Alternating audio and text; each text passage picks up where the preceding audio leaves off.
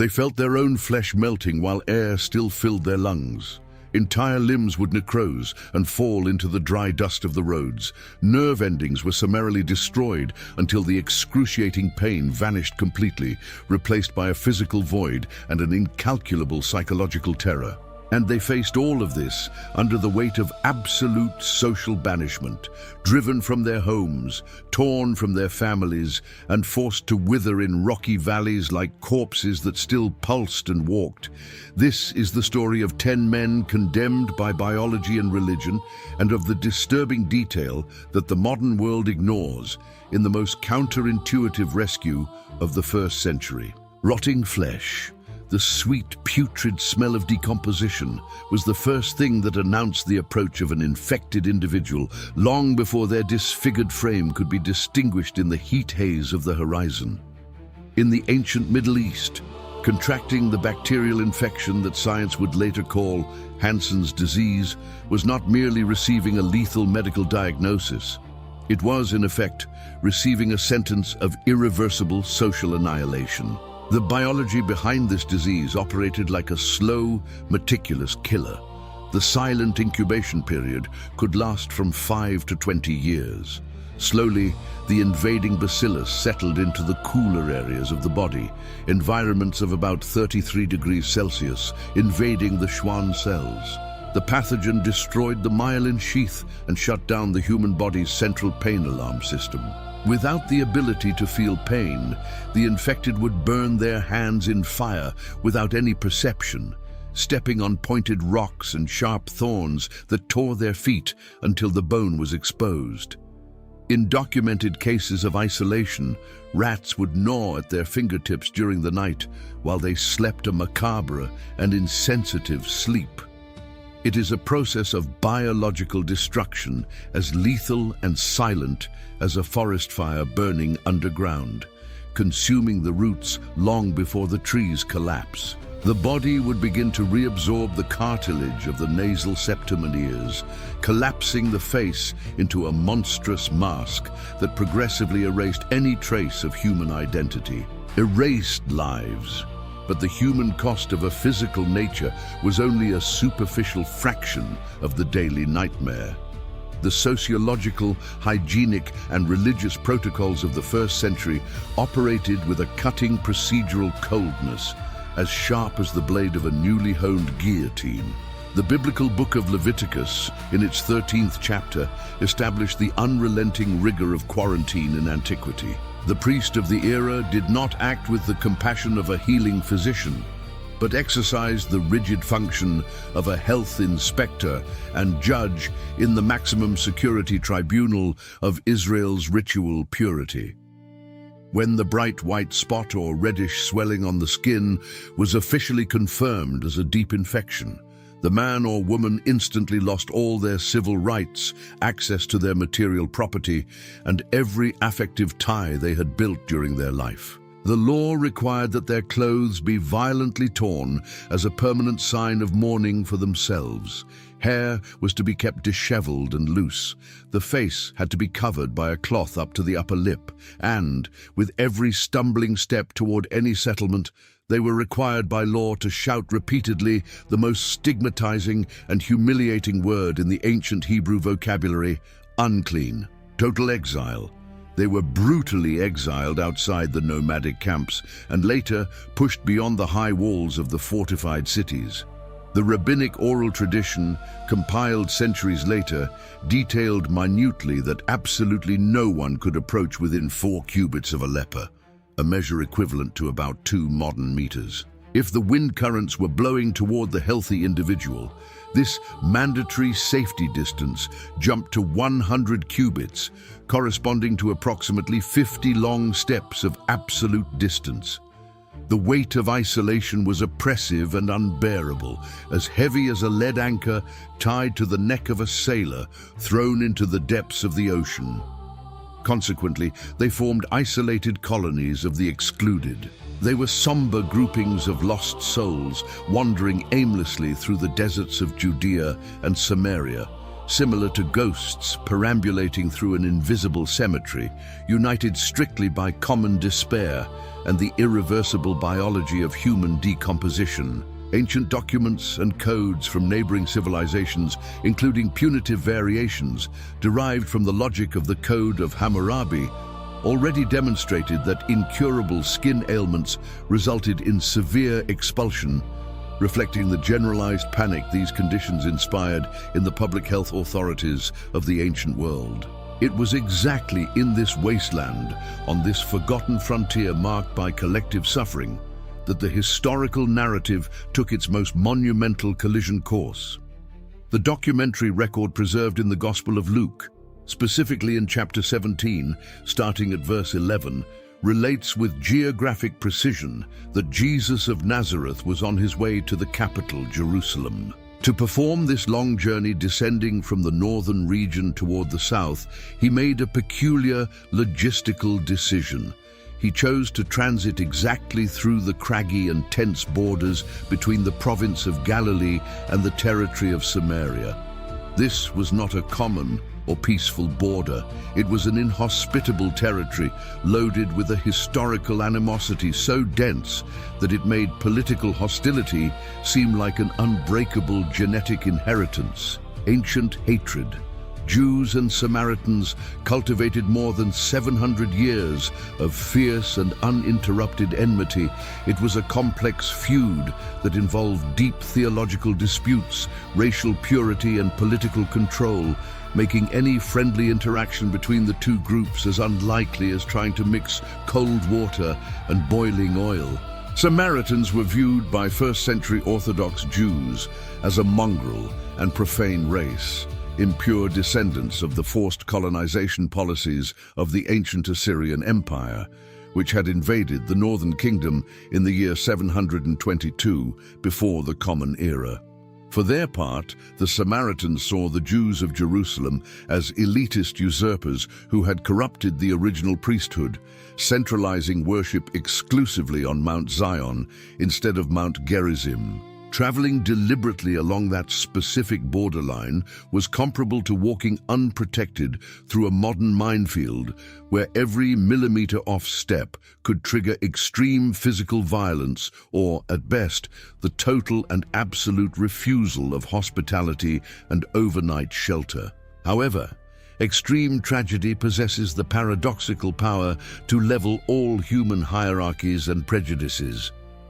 Upon entering the dusty limits of a certain village unnamed by ancient texts, Jesus was suddenly spotted by a group of 10 men covered in leprosy. That group was a shocking sociological microcosm, evidencing the innate capacity of pain to erase even the deepest ideological and ethnic borders. There, united exclusively by the collapse of their immune systems and the rotting of their muscle tissues, were 9 men of Jewish descent and, at the very least, 1 Samaritan man. The fatal and relentless disease forced them into an unwanted brotherhood of continuous agony. Racial and religious prejudice simply starves to death when daily survival becomes the only and overwhelming priority of existence. They shared the same trash, the same damp caves, and the same absence of hope. They stopped from afar. The social distancing of the first century was rigorously maintained and respected by them. It was not maintained out of mere civil courtesy, but under the real and constant threat of summary execution by public stoning should they cross the invisible line of urban purity. Standing dozens of steps away, with their vocal cords possibly already attacked and severely damaged by the ulcerous nodules of advanced leprosy, they did not whisper their cry for help. They raised their torn voices, emitting a hoarse and unison clamor that cut through the hot, dusty air of that border village. The phrase was direct and loaded with despair, accumulated over decades of rejection. "Jesus, Master, have mercy on us." The request was not for alms or food, resources that would only prolong the misery. It was an appeal for divine intervention over their own cellular degradation. No touch. The expectant silence that followed this joint shout must have been absolute and deafening, The group knew the stories that circulated along the trade routes.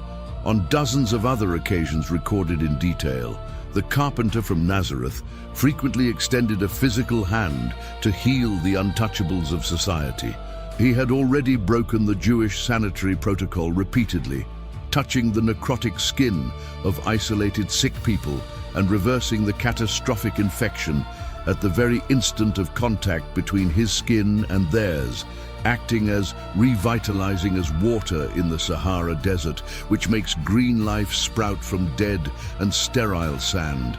But here, facing 10 men in an evident stage of continuous putrefaction, the narrative response was as brief as it was administratively enigmatic.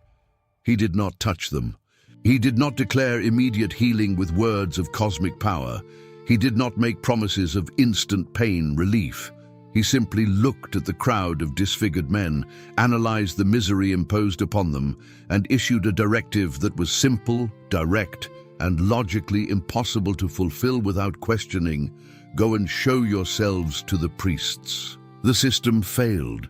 To truly understand the absurd, almost cruel magnitude of this specific order, it is absolutely necessary to understand the heavy bureaucracy of the miracle as it operated in Israel. According to the complex Levitical purity code established in the 14th chapter of the book of Leviticus, an afflicted man only presented himself to the authority of the priest when the leprosy spot had already disappeared completely from his epidermis. The Hebrew priest possessed no healing power and no medicinal potion.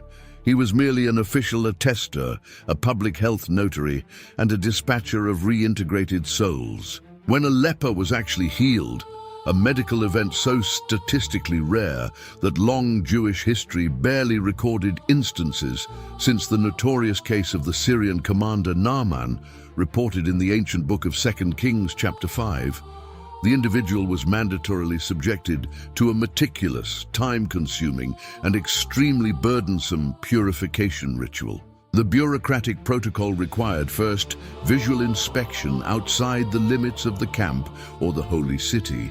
If absolute healing were attested without a shadow of a doubt, the symbolic sacrifice would begin using 2 live, pure birds. One of the birds was killed with precision over a clay vessel containing fresh running spring water.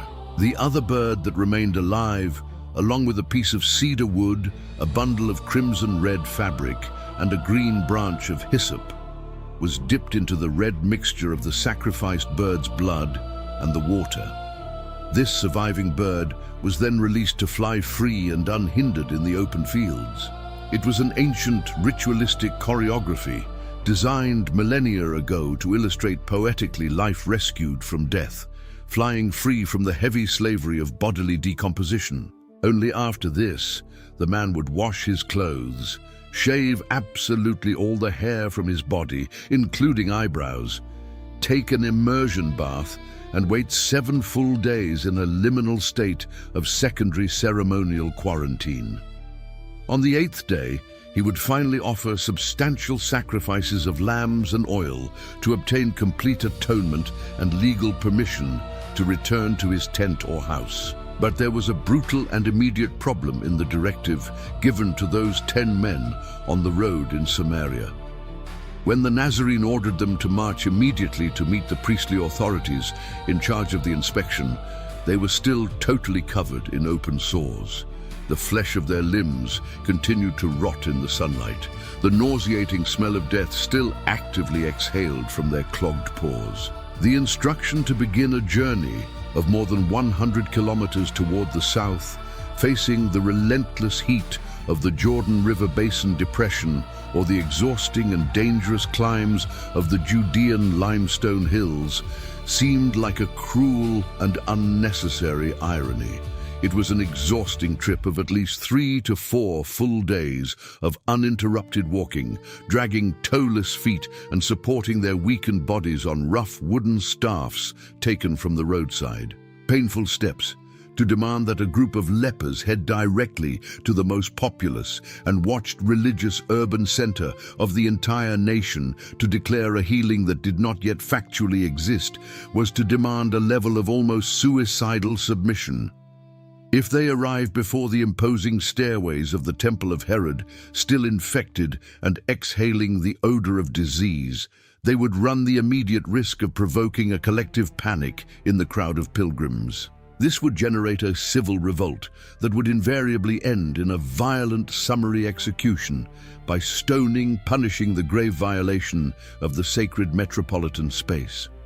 The order received demanded categorically that they act and take the first step under the absolute premise of a reality that their own tear-filled eyes and destroyed nerves vehemently denied.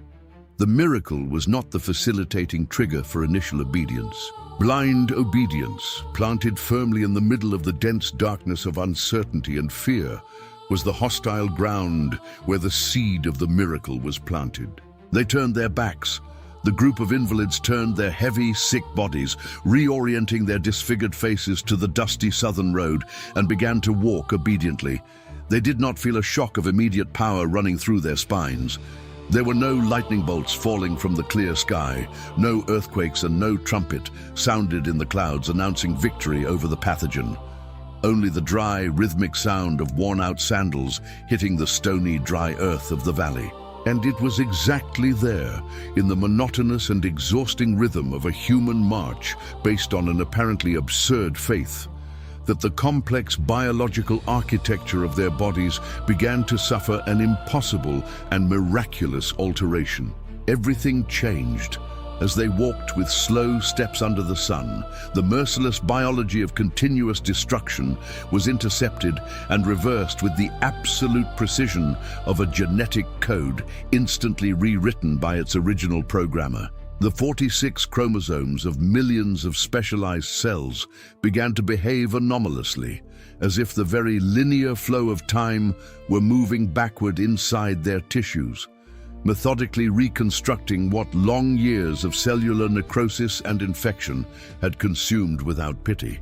The destroyed myelin sheath was remade in fractions of a second around the nerve endings. Biological sensitivity tingled intensely in the long dormant extremities, bringing an overwhelming torrent of temperature and touch sensations lost to memory. Fingers once amputated by the lethality of the disease re-emerged in complete bone structures, covered by intact and pink tissues, smooth as the skin of a small newborn child. The basal nasal cartilage realigned perfectly in the center of the face, reconstructing the original features their mothers had kissed in childhood. Muscles intensely atrophied by years of forced sedentary life expanded with sudden vitality, trading chronic weakness and constant trembling for the blunt, stable strength of men in full physical vigor. Cellular regeneration. The colossal healing occurred exclusively in motion, rewarding the continuous act of trusting in the order received. 9 of those men, Jews by birth and upbringing, felt oxygenated blood pulse clean and warm in their jugular veins and were flooded by the indescribable and intoxicating euphoria of the imminent end of exile. The oppressive sociological nightmare of possibly more than a decade was summarily annulled. Their rational minds, naturally trained by the culture of the era, projected themselves almost immediately toward the final fulfillment of the legal protocols of reintegration. They needed to quicken their pace, arrive quickly at the busy streets of Jerusalem, find the duty official priest, offer the 2 birds, religiously, exhaustively wash their dirty clothes, carefully shave all body hair with a bronze blade, wait for the passing of the long 7 additional days of preventive ceremonial quarantine, and finally run back to embrace their weeping wives, their grown children, and their elderly parents who had given them up for dead many years before. The crushing pragmatism of a life resumed, completely dominated the space of immediate gratitude. The absolute focus on social reintegration entirely overshadowed the identity of the man who was the very source generating the cellular and spiritual reintegration. They consumed the healing and discarded the healer with the cold efficiency of those who solve a pending legal problem. End of the line. But the 10th man of the group, at the height of his enthusiastic sprint, stopped abruptly on the dirt road. The dust kicked up by his healed companions continued floating to the south, while he remained static. He was the only Samaritan in that unlikely congregation. When he raised his arms and looked deeply at his own, newly remade and perfectly functional hands, a devastating, lucid, and brilliant truth hit the core of his moral consciousness. The original verbal order was clear and objective. Show yourselves to the priests on duty. For the other 9 Jews who were moving away quickly, the logistics of this instruction were perfectly viable, and the final destination was obviously the imposing stone structure of the temple renovated by Herod the Great back in Jerusalem. But for him, a native of Samaria, the massive doors of that monumental temple were eternally locked by an indestructible iron key forged by ethnic prejudice and institutionalized religious intolerance. He was considered legally an impure heretic, an idolatrous dog, and unworthy in the critical eyes of the Jewish religious establishment that dominated the capital. Absolutely no priest of pure blood officiating in Jerusalem would agree to perform the long purification ritual for a Samaritan man, even if his skin were glowing with health. And what if he made the decision to try to go to the religious leaders of his own Samaritan people to obtain certification? The ancient and majestic Samaritan temple, once erected atop Mount Gerizim, had been relentlessly burned and reduced to charred rubble more than a century before. It was destroyed during the violent military campaign of territorial expansion, commanded by the Maccabean leader and high priest John Hyrcanus, around the distant year 128 before the Common Era. The raw and inescapable reality hit him instantly, with the crushing weight of an anvil falling from the sky without warning. Physically, he was wonderfully healed and ready to live other decades of vigor, but structurally and socially, he had nowhere to go. He did not possess an organized religious system that would accept him as a legitimate member. He operated exactly like a defective gear, rejected by the social engagement system. He had no access to an accredited official priest who could legitimize his new life before the civil society of the Roman Empire. Absolute silence. The lonely Samaritan realized instantly the colossal flaw in the matrix of the human religious system. He understood that he did not need a mere bureaucratic notary dressed in fine linen inside a temple built of cold stone. The inexhaustible source of the monumental miracle, the true definitive high priest of all humanity, had stayed behind, standing in the humble dust of the rural frontier road. Without hesitating, he turned his back definitively on the southern route that led to Jerusalem and its complex rites.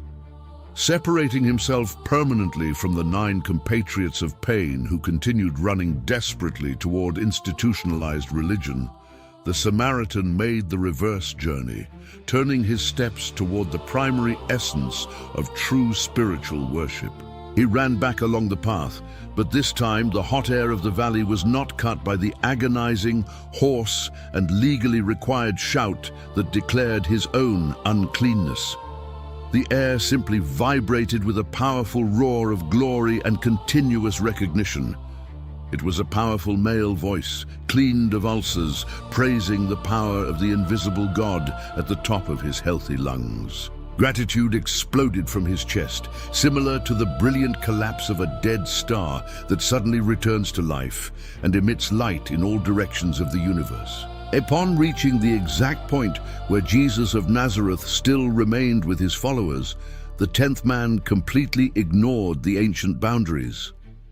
He did not stop 50 steps away to maintain the sanitary safety margin of 100 cubits. The millennial social distancing had been summarily revoked and cancelled by the superior authority of the laws of divine healing operated that day.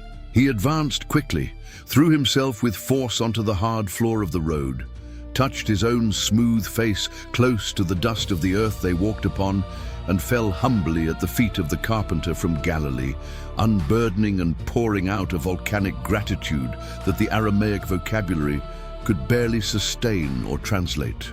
There, completely prostrate, with his face pressed against the dirty earth at the feet of a respected Jewish rabbi, a Samaritan man visually starred in one of the greatest paradoxes of emotional intimacy and intentional breaking of racial protocol in the entire historical record of the first century. Physical reverence supplanted centuries of accumulated hatred. Jesus' realization exposed publicly the invisible wound that continued bleeding incessantly in the soul of humanity of his time. The historical narrative records the analytical observation of the Galilean master before the scenario of asymmetric proportions. Jesus noted in a loud and clear voice that all 10 sick men had been integrally purified of their physical rot. Immediately after noting the biological and mathematical fact, he pointed with firmness to the disappearance of the other 9 healed Jews who did not return from the path of the temple. He highlighted, in a forceful and pedagogical way, the fact that, in the midst of the totality of those benefited by the massive cellular restoration, absolutely no one was willing to retrace their steps and offer the due glorious credit to the Creator God, with the only brilliant and solitary exception of that man categorized socially as a hostile and rejected foreigner. The words of the Nazarene leader pointed like a precise laser to a human pathology even more dangerous, lethal, and persistent than the degenerative effects of the very invasive bacteria causing leprosy. He denounced the profound moral atrophy of the proud human heart, a grave spiritual condition that voraciously consumes the daily provisions of existential blessings, health, and air, without ever acknowledging the providing hand of the great universal blesser. The grateful foreigner, the true social pariah in double dose, given that he was intensely and socially exiled because of the physical effects of galloping leprosy and simultaneously hated on a national level because of his Samaritan genetic ancestry, was incredibly the only member of the group capable of seeing far beyond the surface of the cellular and personal benefit he had just received on the road. His worldview expanded beyond himself. Jesus, after observing his resolute faith and humble prostration, dismissed him affectionately with a powerful, affirmative, verbal declaration, guaranteeing permanently not only the maintenance of his new skin regenerated against the disease, but also confirming the attestation of his salvation and complete spiritual restoration before the open heavens. The final directive instructed the man to rise from the dusty floor and follow his path in absolute peace, affirming categorically that the faith demonstrated in an active way had operated the integral and indestructible salvation of his life. The other 9 Israelite men got their beloved and coveted organic life back from the edge of the abyss. They successfully reconquered their valuable civil passport back to the fortified walls, gained as a prize a few additional decades of oxygen in their unobstructed lungs, took countless daily steps without the cutting shadow of pain, and possibly participated in dozens of comfortable dinners and nightly parties around the burning fire in the company of their re-established families. But absolutely everything they recovered desperately that day on the road between Samaria and Galilee eventually aged, weakened, and turned into organic dust again when the relentless biology and mathematical inevitability of natural human mortality claimed its final high price years or perhaps a few decades later. Their despair resulted in palliative relief with an extended expiration date, but not in redemption. The complex bureaucracy of mortal men and the ritualistic system of the stone temple returned to them in full. The temporary citizenship in this world fractured by death, and only that. They were satisfied holding the ephemeral healing in their reconstituted hands, but during the hurried process, they lost definitively the existential opportunity to build a relationship with the very author of vital healing. The admirable 10th man, however, the Samaritan of uncertain origins, broke the mechanical and addictive wheel of the self-interested and selfish consumption of religious miracles. By understanding with profound spiritual clarity that the pouring out of invisible grace was not merely a physical ticket for a pragmatic return to the ancient and exclusionary society, he bravely inaugurated a radically new way of existing and relating to the divine creator in the vast fabric of human history. No priest in legal practice at the Jerusalem temple attested, wrote on papyrus, or stamped with official wax seals his unprecedented dermatological miracle. But the King of the universe himself issued verbally and publicly his valuable and eternal certificate of irrevocable existential redemption. What the cold, relentless law of purity and the dividing walls of geographic differences and castes had destroyed systematically for so many years of isolated crying, the intentional and deeply grateful return to the Master, reconstructed with solid foundations of unshakable faith to echo throughout all of immortal eternity. At the end of the human journey under the scorching desert sun, initial obedience to the rules certainly triggers and initiates the complex process of practical rescue, but it is the desperate and unconditional gratitude of the heart that finally seals the true and glorious salvation.